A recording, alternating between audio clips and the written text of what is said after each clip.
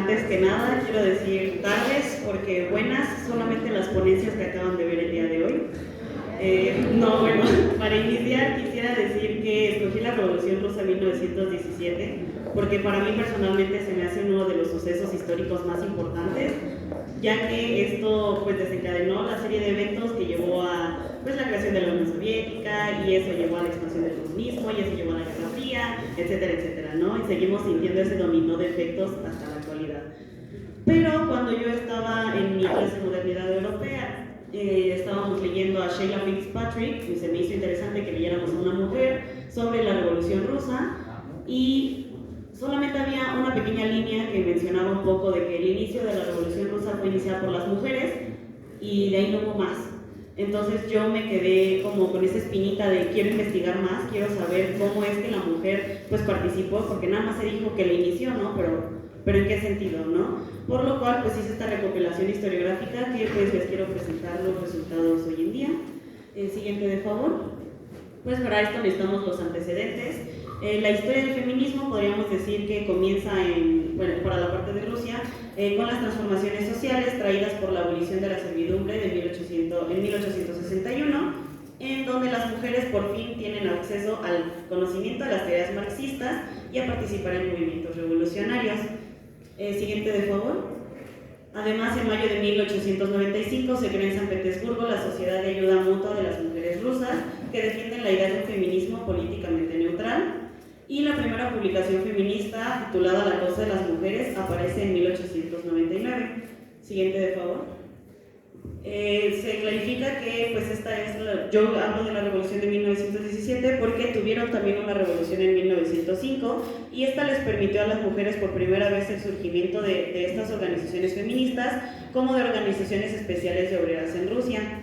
Es importante denotar que las mujeres, yo le titulé mujeres soviéticas o digo mujeres socialistas, ya que se diferencian ellas mismas de las feministas, y voy a hablar después de esto. En abril, las que pertenecen a la izquierda crean la Unión Panrusa para la Igualdad de Derechos de las Mujeres, y ellas crearon igualmente el primer club político en San Petersburgo en 1907, titulado la Sociedad de Ayuda Mutua de las Trabajadoras, el cual continuó sus actividades hasta 1903, cuando fue cerrado ya por la policía, y en 1907 se crea la Liga Panrusa por la Igualdad de Derechos de las Mujeres, que busca la mejora de la situación política de la mujer. Siguiente, de favor. En 1906 tenemos que participan por primera vez Rusia en la Alianza Internacional del Sufragio Femenino en Copenhague. En 1908 se crea el primer Congreso de Mujeres de toda Rusia, en donde no asisten campesinas, pero es importante denotar que en este es en donde se empiezan a dar las diferencias entre lo que es el feminismo y lo que son las mujeres socialistas. Después, en 1910, se da el primer Congreso de toda Rusia para combatir la trata de mujeres y sus causas, y ahí sí logran asistir las trabajadoras de Petersburgo y Moscú. Y el 23 de febrero de 1913 se da lo que es la primera celebración del Día Internacional de la Mujer, que para nuestro calendario occidental sería el 8 de marzo. Siguiente, de favor. También otra clave importante de este contexto sería lo de la Primera Guerra Mundial, en donde se inicia, como sabemos, 1914, Rusia pues entra a esta guerra, y es importante también denotar que Fitzpatrick nos menciona que en 1917 las mujeres están empleadas predominantemente en los sectores industriales, y pues la guerra les va a imponer una tremenda carga, ya que pues el sustento de la familia va a caer sobre ellas, porque sus esposos y sus hijos van a irse a la guerra. Trabajan largas horas por un salario mínimo en la mitad o 2/3 de lo de un hombre, y luego tienen que llegar a su casa todavía a hacer las tareas domésticas. Siguiente, de favor. Esto entonces pues tiene sentido que las mujeres hayan iniciado lo que es la revolución de Rusia el 23 de febrero de 1917, y si recordamos pues el 23 de febrero significa en nuestro calendario 8 de marzo, por lo cual también sería la marcha del Día Internacional de la Mujer. Se da un precesor a esta marcha, en donde muchas personas en los escritos que yo había leído antes, que se le atribuía como la revolución a los hombres, a estos 30,000 obreros de las fábricas metalúrgicas de Putilov. Ellos hicieron una huelga el 18 de febrero, pero no fue hasta 5 días después que las trabajadoras textiles de la ciudad, de esa misma ciudad, pues se declaran también en huelga con este grito de queremos pan. Y según, citando a Soledad Bengochea y María Cruz Santos, Era una acción que estaba preparada y organizada por las mismas mujeres. Y Rosita, siguiente de favor.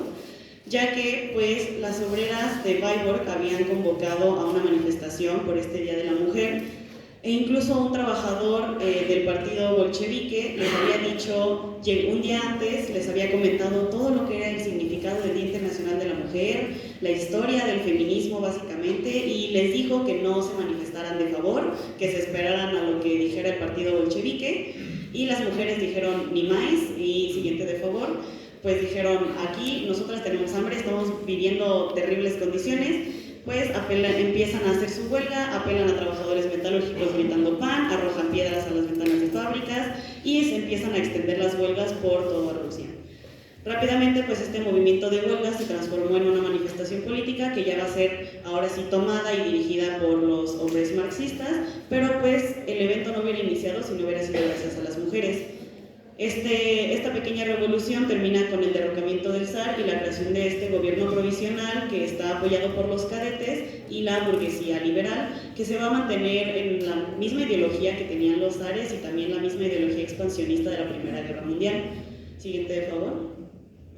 De febrero a octubre realmente no es como que estuvieran en guerra completamente, era como un estilo de guerra civil, por lo que los bolcheviques, los hombres bolcheviques tienen que volver a la clandestinidad en esta guerra civil y las mujeres son las que toman el frente de la lucha al apoyarles con espacios seguros, crear nuevos códigos todos los días que cambiaban y además dando clases nocturnas a sus compañeras obreras. Igualmente empezaron a hacer diferentes movimientos pidiendo el sufragio femenino, que la Liga Panrusa que ya les comentaba hizo una manifestación de aproximadamente 40.000 mujeres en marzo y se les dio el 27 de marzo, el 21 de marzo se aprueba este sufragio, pero realmente no hay un apoyo político que hable sobre la igualdad de derechos de la mujer, entonces no sirvió de mucho. Y también pues muchas obreras estaban hartas de el poco dinero que recibían y los malos tratos, entonces todo esto estalla el 1 de mayo cuando las lavanderas deciden declararse en huelga para demandar pues una jornada laboral de solo 8 horas y un salario mínimo de 4 rublos al día, lo cual hace que otras huelgas estallen en el resto de Rusia. Y tenemos de otro lado a un grupo de mujeres de las que realmente solamente pude encontrar hasta un artículo y era en inglés. Entonces realmente casi no se habla mucho de ellas, que son las soldatki, que son las esposas y viudas de los soldados que estaban en la Primera Guerra Mundial, y ellas lo que organizaron fueron marchas en abril al Palacio Tauride, donde se encontraba el gobierno provisional, para un aumento de su pensión de 20 rublos, y también hicieron huelgas de hambre con el fin de la guerra, para pedir el fin de la guerra. También es importante notar que hay mujeres que estaban del lado del gobierno con la creación del batallón de la muerte de las mujeres, y ellas seguían fieles al gobierno, ¿no? También está esa otra cara de la moneda. Además, en julio pues se dan las jornadas de julio del 3 al 5, en donde pues los bolcheviques hicieron un desastre y entonces les imposibilitó pues seguir trabajando a las mujeres en este rubro político. Siguiente, por favor. Vamos a lo que es la revolución del 24 y 25 de octubre, que realmente es un pequeño, casi que golpe despatado, si lo podríamos decir así. Es más una insurrección bolchevique, en donde Lenin y Trotsky pues logran subir al poder con los soviets y van a ponerse al mando del nuevo gobierno unipartidista bolchevique. En este caso lo que las fuentes nos dicen es que realmente las mujeres casi no participaron de la misma manera que en la revolución de febrero, pero sí se encuentran estos nombres de estas mujeres como Nadia Krupskaya, Inés Armand, Elena Dimitreva y Vera Slutskaya. Siguiente, de favor. Y pues justamente hablando de estas mujeres se me hace importante denotar a este otro grupo de mujeres, ya que he estado hablando mucho como de las obreras e incluso de las soldatki, pero también estaban estas mujeres intelectuales socialistas que estaban pues en el lado de los partidos comunistas, como el caso de Nadezhda Krupskaya e Inés Armand, que estuvieron incluso en los gobiernos después de la revolución. Y pues estas mujeres forman parte central de la historia de la Revolución de Rusia, donde asumieron puestos políticos y de militancia activa, escribieron numerosas publicaciones, editaron periódicos, crearon movimientos políticos y llevaron a cabo un significativo trabajo para defender y mejorar las condiciones de vida de las mujeres.